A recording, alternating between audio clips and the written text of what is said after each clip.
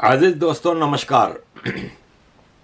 अजीज दोस्तों, हमारे भारत के जो दोस्त हैं जो पाकिस्तान से बहुत मोहब्बत रखते हैं और पाकिस्तान की चीज़ों को बहुत ज़्यादा लाइक करते हैं, उन्होंने अभी पिछले दिनों एक तूफ़ान मचाया हुआ था कि देखो पाकिस्तान कितना सेक्युलर हो गया है, कि वो पुराने नाम हैं जो लाहौर के कृष्ण नगर और राम गली उनको वापस रिस्टोर कर रहा है, क्योंकि इनके नाम मुसलमान नाम कर दिए गए थे।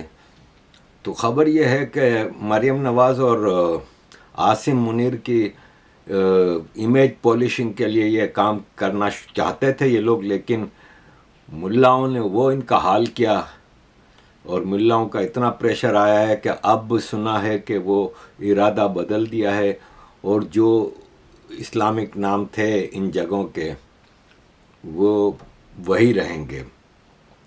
हालांकि इस्लामिक नाम कोई पूछता भी नहीं है, सब पुराने नामों से ही जानते हैं। मेरे जितने लाहौर के दोस्त हैं, कहाँ रहते हैं? अरे किशन नगर में रहते हैं। और कहाँ रहते हैं, कहाँ जाते हैं? तो लक्ष्मी चौक जा रहे हैं। तो ये है कि ये इनकी एक कोशिश थी जो नाकाम हो गई। तो बुरी खबर है उन पाकिस्तान से मोहब्बत करने वाले हिंदुस्तानियों के लिए। दूसरी, मुझे इस बेवकूफ़, इस इडियट, इस पागल किस्म के आदमी को हाईलाइट करना अच्छा तो नहीं लगता, लेकिन कभी कभी आपको बताना पड़ता है कि पाकिस्तान में किस किस्म के लोग रहते हैं। ये रज़ी दादा है, इंतहाई दर्जे का पागल आदमी। ऐसी ऐसी बातें करेगा कि आप सोचेंगे कि यार दीवार में सर मार लो यार। और जर्नलिस्ट बना फिरता है, करोड़ों कमाता है, क्योंकि आर्मी के एजेंट है, आर्मी के वो करता है, डिक्टेशन पे चलता है। तो पाकिस्तान में वही जर्नलिस्ट इस वक्त मौजूद हैं जो आर्मी के डिक्टेशन पे चलते हैं। बाकी तो वहाँ पे कोई हिम्मत भी नहीं कर सकता ट्रू जर्नलिज्म के हवाले से। ये कह रहा है रज़ी दादा कि हिंदू हैं ना मुसलमानों के आईक्यू लेवल से जलते हैं, इसीलिए हिंदुओं ने अल कायदा बनाई थी और एजुकेटेड मुसलमानों को इसमें डाल दिया, अल कायदा में। और फिर इस तरह मुसलमानों का जो आईक्यू लेवल का कंपटीशन था वो ख़त्म हो गया। और फिर हिंदू अमेरिका की टॉप एडमिन में गए और बड़ी कंपनियों में चले गए। मतलब कोई तुक समझ में आ रही है कि ये क्या कहना चाह रहा है? आईक्यू लेवल अगर मुसलमानों का ये होता तो कोई मुझे बता दे कि कितने साइंटिस्ट हैं जिन्होंने मतलब नोबेल प्राइज़ जीता हो या कितनी इन्वेंशंस की हैं, उनके आईक्यू लेवल पे रोना आता है। आते हैं अजीज़ दोस्तों भारत पाकिस्तान ऑपरेशन सिंदूर 2.0 पे, कि कब शुरू होगा ये सब सोचते हैं कि कब शुरू होगा। देखें, भारत के आर्मी चीफ हैं जो जनरल उपेंद्र द्विवेदी जी, वो उन्होंने सैटरडे को कहा है कि हमने पहलगाम अटैक के बाद जो मिलिट्री की तैयारी रखी थी वो अभी तक वैसी की वैसी ही है, उस तैयारी में कमी नहीं आने दी, हम वैसे ही तैयार हैं।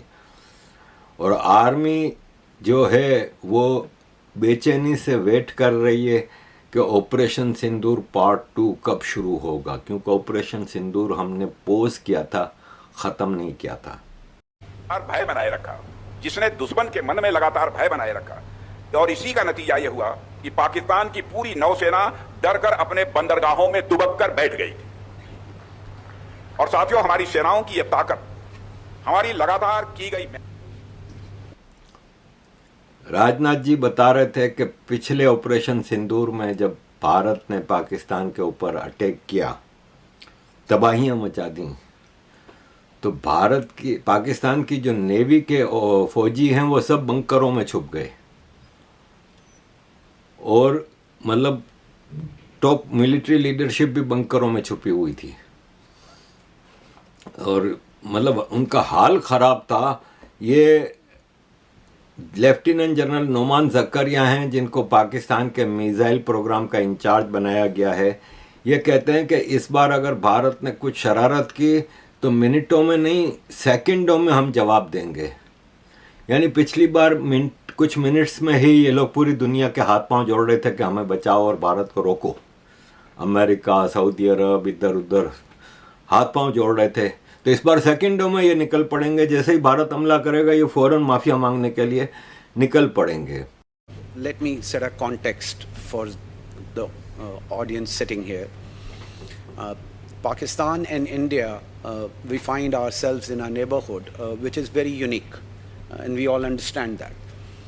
We are two nuclear armed rival nations. There have been nuclear armed rivals, and the nuclear theory has been expounded starting from 50s till kingdom come, very deliberately. But this is a special case where the reaction times are not in minutes, they are in seconds. So that's very special to South Asia, and that's particular only to South Asia. We have seen since the so-called Operation Prabhakaram, Indians trying to create the notion of, again, so-called space for war under the nuclear overhang, because they thought that in all-out war it will be difficult to achieve their political objectives, politico-military objectives also, and military objectives also.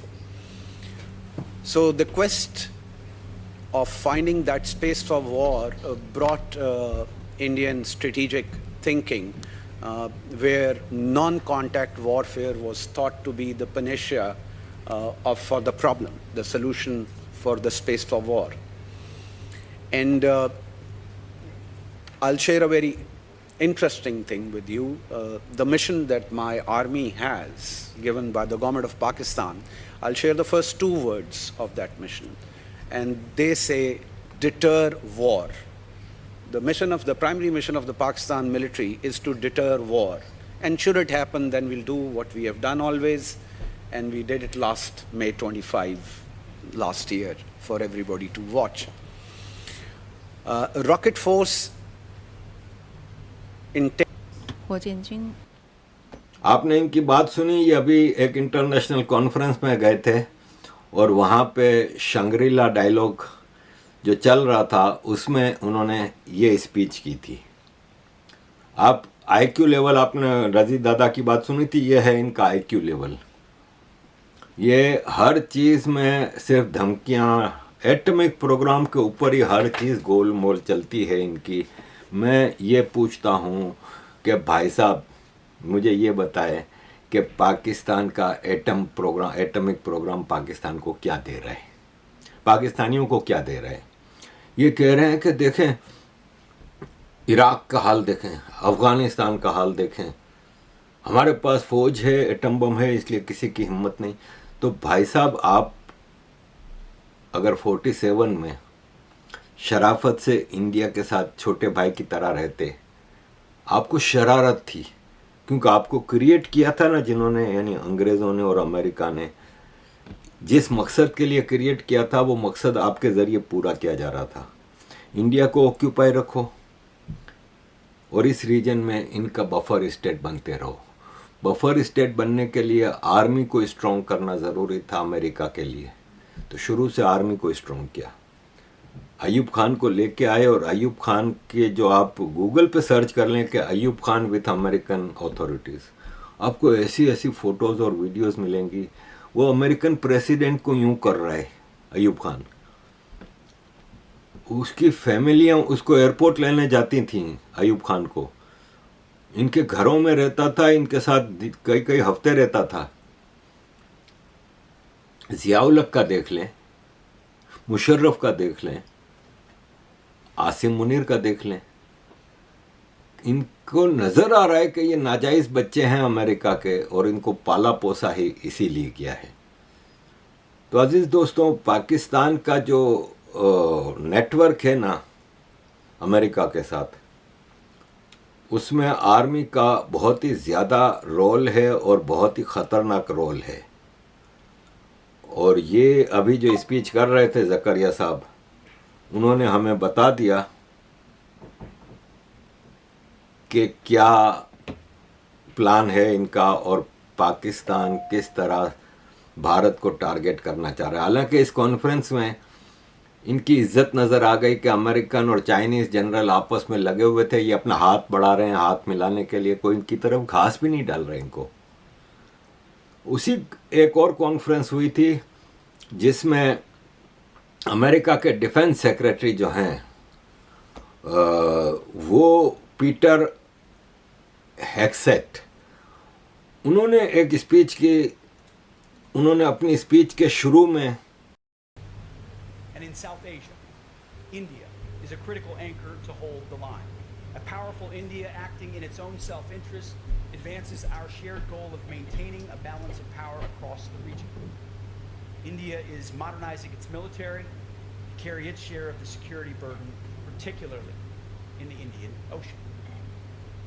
It's building out the heavy industrial and logistics capacity to sustain high-end military operations, including the ability to repair and maintain our shared platforms and support U.S. Navy vessels operating forward in the theater. We've also committed to pursuing co-production with India to advance capabilities like Javelin anti-tank guided munitions. Real, tangible steps to improve the collective readiness of our forces. This kind of industrial muscle isn't just a long-term goal, it's an immediate operational imperative. And the United States Department of War is leading the way. America is undergoing a historic national manufacturing mobilization of our defense industrial base. We will produce the best weaponry in the world at scale, at speed, and at a reasonable price. This is my personal commitment to all of you, and it is our President's. आपने सुना India के हवाले से उन्होंने कहा, India के missile programmes और India की चीज़ों के हवाले से कहा। याद रहे कि इंडिया ने एक अग्नि मिसाइल का प्रोग्राम शुरू किया है और तैयार है अग्नि मिसाइल, वो वाला अग्नि 6 जिसकी रेंज 12,000 किलोमीटर तक है। उसमें पूरी दुनिया आ जाती है सिवाय नॉर्थ एंड साउथ अमेरिका के। यानी कुछ ही दिनों की बात है कि वो प्रोग्राम 15,000 किलोमीटर की रेंज में आ जाएगा तो पूरा अमेरिका भी टारगेट पे होगा। नॉर्थ कोरिया, चाइना और रशिया के बाद ये भारत होगा जो। तो उस हवाले से उस प्रोग्राम में अमेरिका के डिफेंस सेक्रेटरी या सेक्रेटरी ऑफ वार इसका नया नाम रखा है जो, उससे एक पाकिस्तानी जर्नलिस्ट ने इस मिसाइल के हवाले से सवाल किया तो उसने कहा नहीं, हमें इससे कोई ख़तरा नहीं है क्योंकि इसकी रेंज अमेरिका इसकी रेंज में नहीं आता। तो ये है कि अजीज़ दोस्तों, भारत के हवाले से इसने जो कहा वो एज ए पार्टनर बता रहा था। डिफेंस सेक्रेटरी अमेरिका का भारत को अपना एज ए पार्टनर बता रहा था और बिल्कुल एक बराबरी की बुनियाद पे उसकी आवाज़, उसके लहजे, उसकी अल्फाजों पे आप जाएं तो आपको पता चलेगा कि कितना स्ट्रांगली वो भारत को सपोर्ट कर रहा था। इसको मुकाबले में जब इसको पाकिस्तान के बारे में सवाल किया गया तो उसने कहा भारत के हवाले से, पाकिस्तान और भारत की जंग के हवाले से एक्चुअली इन्होंने सवाल किया था। तो इसने कहा भारत के हवाले में आपको पहले ही बता चुका हूँ, और जहाँ तक पाकिस्तान का ताल्लुक़ है तो पाकिस्तान एक्चुअली इस वक्त जो मीडिएटर का रोल कर रहा है ईरान और अमेरिका के दरमियान, तो उस पर हम बहुत खुश हैं और हम पाकिस्तान के रोल को अप्रिशिएट करते हैं और पाकिस्तान हमारा अच्छा दोस्त है। Want to be a leader there. The final question was about India, Pakistan, and I mentioned India here, but I very easily could have mentioned Pakistan and the role that the Field Marshal and the Prime Minister are playing in peace negotiations. I think an unexpected development and a true friendship developing there, which I think is important. And you saw that in the ability of the President to come together on brokering a peace between India and Pakistan, two nuclear capable countries. और पाकिस्तान और भारत की जंग को रुकवाने में president Trump ने बहुत strong role play किया था। तो इसलिए तो यहाँ आपको नज़र आ रहा है कि पाकिस्तान के लिए उनकी जो रवैया था या उनके जो अल्फाज थे वो टेम्परेरी फ्रेंडशिप नज़र आ रही थी, भारत के लिए स्ट्रॉन्ग थी। अजीज़ दोस्तों, यहाँ पे ये भी मैं बता चलूँ कि बांग्लादेश को पाकिस्तान बहुत ज़्यादा यूज़ करने की सोच रहा था, भारत के खिलाफ, लेकिन बांग्लादेश आस्ते आस्ते उनके कंट्रोल से निकलता जा रहा है और अब और ज़्यादा सख्तियाँ होंगी, इसलिए कि वेस्ट बंगाल में अब इनकी सरकार मतलब पाकिस्तान फ्रेंडली सरकार नहीं है और अब बांग्लादेश के चारों तरफ जो भारत की स्टेट्स हैं वो सब बीजेपी सरकार है। और ये जिसको ये बोटल नेक कहते थे, उस बोटल नेक का ये हाल है कि अब वहाँ पे कंट्रोल हासिल करने के लिए वेस्ट बंगाल के चीफ मिनिस्टर ने भारत की सेंट्रल गवर्नमेंट को पूरा 120 एकड़ का इलाका दे दिया, जो कि भारत की सेंट्रल गवर्नमेंट ममता सरकार से काफ़ी सालों से मांग रही थी, लेकिन वो नहीं दे रही थी। तो अब नए चीफ मिनिस्टर ने दे दिया है और वहाँ पे भारत अब एक स्ट्रिक्ट सिक्योरिटी सिस्टम बना रहा है और उस सो कॉल्ड बोटल नेक को कंट्रोल करेगा, जिससे ISS और ISI और दूसरी ऑर्गेनाइजेशंस की मैया मर गई है। और अजीज़ दोस्तों, जहाँ तक बोटल नेक की बात करें ना, तो ये देखें, अगर आप इसके ऊपर देखेंगे ग्रीन जो बांग्लादेश का एरिया है, वहाँ पे भी एक बोटल नेक बनती है और आसानी से बांग्लादेश का एरिया काटा जा सकता है नॉर्थ में। और साउथ में भी त्रिपुरा साइड पे देखें तो आसानी से बोटल नेक बनती है, तो जो कि भारत के लिए ज़्यादा आसान है काटना। और अब चूँकि वो बांग्लादेश चारों तरफ से घिरा हुआ है बीजेपी सरकारों से, तो अब उनका जो पाकिस्तान की जो डिज़ाइन थी वहाँ से कुछ इन्फिल्ट्रेट करने की या कुछ उस बांग्लादेश को यूज़ करने की, वो अब ख़त्म हो गई है। एंड पे अजीज़ दोस्तों, मैं भारत के जो परमानेंट रिप्रेजेंटेटिव हैं यूनाइटेड नेशंस में, उन्होंने जो 1 मिनट की स्पीच आपके सामने रखूँगा, जिसमें उन्होंने साफ बताया है कि पाकिस्तान की जो पॉलिसी है ना, ब्लीडिंग इंडिया बाय 1000 कट्स, वो पॉलिसी हम रद्द करते हैं। और ये है कि पाकिस्तान यानी इस्लामाबाद क्रॉस बॉर्डर टेररिज्म और प्रिंसिपल्स ऑफ सॉवरेंटी का वायोलेटर है और वगैरह वगैरह। वो 1 मिनट की स्पीच आपके पास छोड़ के जा रहा हूँ। अजीज दोस्तों, thank you very much for all your support. Kindly keep supporting. Mr. President, I am compelled to respond to baseless and unwarranted remarks made by Pakistan today. India would like to set the facts straight. Independent India began its life battling with cross-border aggression by Pakistan, which coveted Indian territories that had become a part of India as a result of their complete legal and irrevocable accession. Pakistan, by waging several wars and inflicting unprovoked aggression against India, and through its continued sponsorship of cross-border terrorism, has violated the principles of sovereignty and territorial integrity and peaceful coexistence. The use of cross-border terrorism by Pakistan and its doctrine of bleeding India by 1,000 cuts exposes its hollow rhetoric and the rhetoric of commitment to the UN Charter. India has every right to defend itself from such cross-border terrorism. Pakistan will have to accept that there are consequences to its sponsorship of cross-border terrorism.